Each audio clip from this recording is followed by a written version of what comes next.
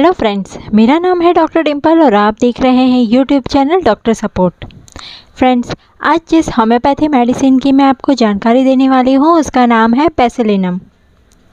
बेसिलिनम medicine किस रोग पर सबसे ज़्यादा उपयोग में आती है और साथ ही इसे कैसे लेना है और कितनी मात्रा में लेना है, ये सारी पूरी जानकारी आज की इस वीडियो में हम लेंगे। वीडियो शुरू करने से पहले एक बहुत ज़रूरी बात, अगर आप मेरे चैनल पर पहली बार आए हैं तो मेरे चैनल को सब्सक्राइब ज़रूर कर लीजिए और अगर वीडियो पसंद आए तो इसे लाइक और शेयर करना भी ना भूलिए। तो चलिए वीडियो शुरू कर लेते हैं।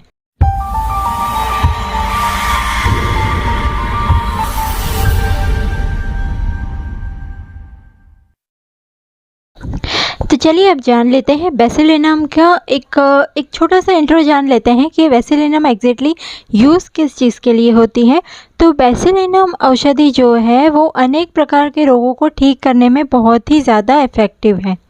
लेकिन सबसे ज़्यादा अगर असर किसी पर होता है तो ये होता है यक्ष्मा यानी कि टीबी की रोग पर बेसिलिनम मेडिसिन बहुत अच्छे से असर करती है और सबसे ज़्यादा इसके लिए इसी मेडिसिन का उपयोग होता है।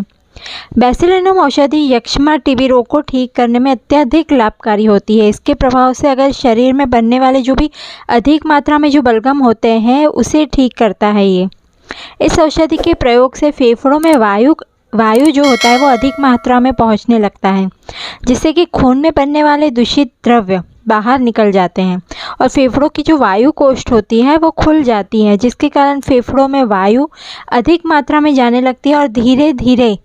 टीबी के जो लक्षण होते हैं, टीबी के जो सिम्टम्स होते हैं वो ख़त्म होने लगते हैं और रोगी जो है वो ठीक होने लगता है।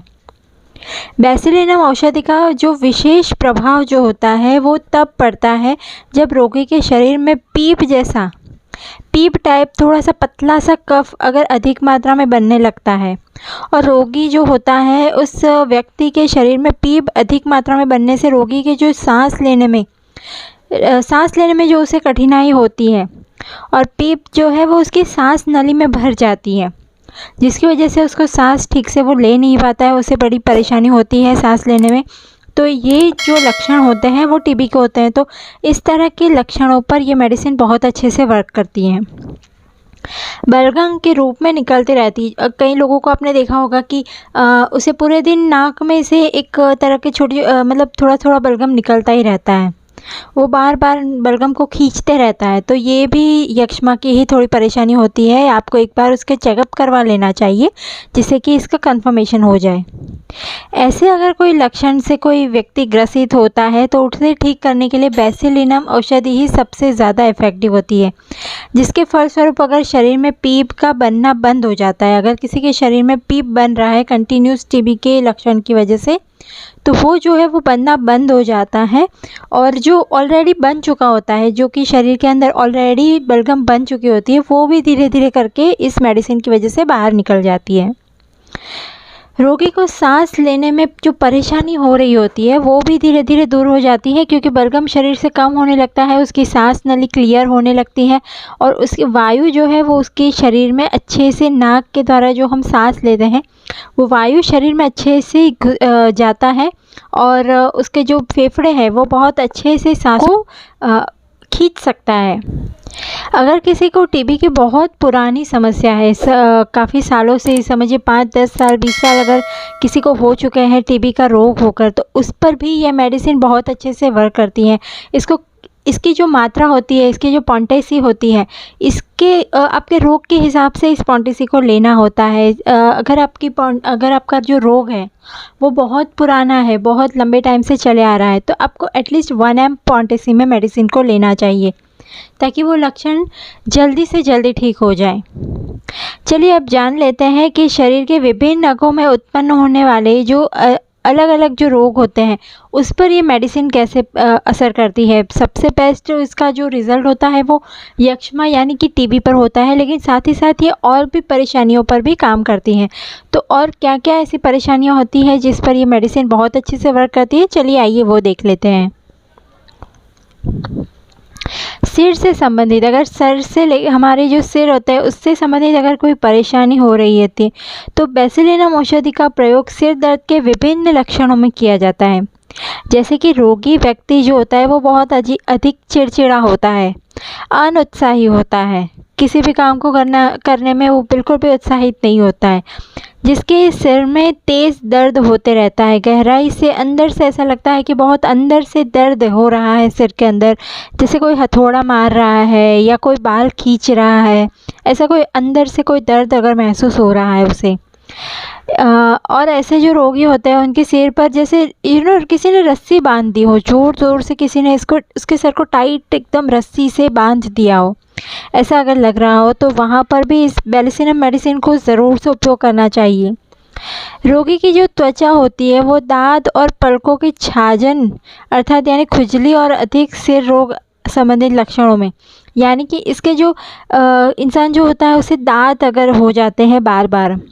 उसकी पलकों या छाजन जो होते हैं उसमें खुजली होती रहती है। मतलब आपने देखा होगा कई लोग आँखों को कंटिन्यूस खुजाते रहते हैं। अगर आप उनसे पूछोगे तो वो कहेगा कि उसे बहुत खुजली आती है, आँखों के अंदर नहीं लेकिन आँखों की पलकों पे खुजली आती रहती है।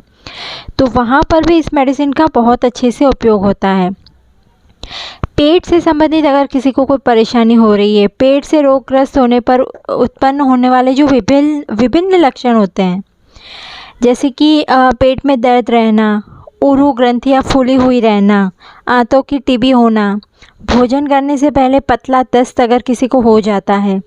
पेट में अधिक ज़्यादा कब्ज़ बनता है, कब्ज़ के कारण दुर्गंधित जो वायु होता है वो कंटिन्यूस निकलता है, गैस होती रहती है अगर किसी को, तो इस तरह के जो पेट संबंधित लक्षण होते हैं उस पर भी इस मेडिसिन को ज़रूर से उपयोग करना चाहिए। सांस से संबंधित अगर कोई परेशानी हो रही है, जैसे कि अगर कोई रोगग्रस्त व्यक्ति को घुटन होती है, अगर कहीं पर उसे बिल्कुल भी सांस नहीं आ रही है, घुटन सा महसूस होता है, अगर किसी को नज़ले की परेशानी है,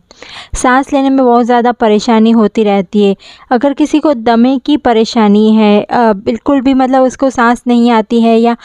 हल्का सा भी सफोकेशन अगर किसी रूम में बंद है, जैसे कि लिफ्ट में बंद हो गया या किसी बेडरूम में बैठा है, अचानक से उसे सफोकेशन होने लगता है, उसकी जो सांस नली होती है मैं उसमें ना कई बार बुलबुला ऐसा उठने लगता है। अगर किसी व्यक्ति को ऐसा लगता है कि उसकी सांस में बुलबुला ऐसा उठने लगता है, उसकी आवाज़ जो है वो ठीक से उसकी आवाज़ नहीं निकल पाती है, किसी को अगर सांस ठीक से नहीं ली जाती है तो उसकी आवाज़ भी ठीक से नहीं निकलती है, साथ ही अगर किसी को सांस में बुलबुले जैसा लगता है तो वहाँ पर भी उसकी आवाज़ जो है वो ठीक से नहीं निकलती रहती है, क्योंकि उसकी जो सांस नली होती है उसमें एक तरह का बलगम जम गया होता है। तो अगर इस तरह के किसी को कोई लक्षण हो रहा है तो उसे भी बैसिलिनम मेडिसिन को सबसे पहले उपयोग में लेना चाहिए। किसी को अगर सांस नली की सूजन हो जाती है, अगर किसी को सांस नली में सूजन आती है, किसी को बलगम बहुत ज़्यादा पतला अगर पिप जैसा जो बोलते हैं पिप हो, या फिर बहुत गाढ़ा बलगम हो, किसी भी तरह का अगर बलगम बन जाता है सीने में, तो वहाँ पर भी इस मेडिसिन को सबसे पहले उपयोग में लेना चाहिए। साथ ही साथ अगर हम देखें तो त्वचा संबंधित अगर कोई परेशानी होती है, जैसे कि अगर किसी की त्वचा संबंधित विभिन्न लक्षण होते हैं, जैसे कि त्वचा का एक विशेष प्रकार का रोग जिसमें त्वचा बारीक कीले निकलती है, अगर किसी को आपने देखा होगा किसी की बारीक उसकी स्किन पर आपको लगेगा कि कीले जैसा क्यों निकला हुआ है,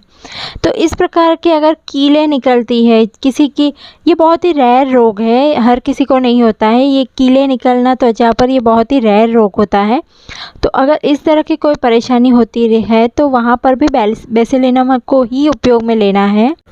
किसी व्यक्ति को अगर शरीर पर ये कीले बार बार आ जाती है, सपोज़ अगर किसी को कंटिन्यूस रहती है, और कोई लोग होते हैं जिनको अभी आई वापस थोड़े टाइम के बाद वो चली जाती है, फिर वापस थोड़े टाइम बाद आ जाती है, तो इस तरह की अगर कीले बार बार आ जाती है तो वहाँ पर भी इस मेडिसिन को ज़रूर से उपयोग में लेना चाहिए। किसी की अगर गर्दन की ग्रंथियां अगर बढ़ जाती है, जैसे कि गर्दन में अगर किसी को ऐसा लग रहा है कि कुछ चुभ रहा है, कुछ छाजन रहती है, तो इस तरह के लक्षणों पर भी इस मेडिसिन का उपयोग ज़रूर से करना चाहिए। इस तरह की अगर कोई अगर स्किन से संबंधित परेशानी होती है तो वहाँ पर भी बैसिलिनम मेडिसिन ही उपयोग में आती है। तो फ्रेंड्स, आज मैंने आपको एक छोटी सी जानकारी दी है बैसिलिनम मेडिसिन के बारे में। अगर आप इस मेडिसिन के बारे में और भी जानकारी लेना चाहते हैं तो मुझे कमेंट बॉक्स में ज़रूर लिखिएगा। तो आप मेरे चैनल को, अगर आपको ये वीडियो पसंद आया हो तो आप मेरे चैनल को सब्सक्राइब ज़रूर कर लीजिएगा, ताकि मेरे हर नए वीडियोज़ के नोटिफिकेशन आपको सबसे पहले मिलती रहें। तो चलिए मिलते हैं नेक्स्ट वीडियो में, तब तक के लिए बाय बाय।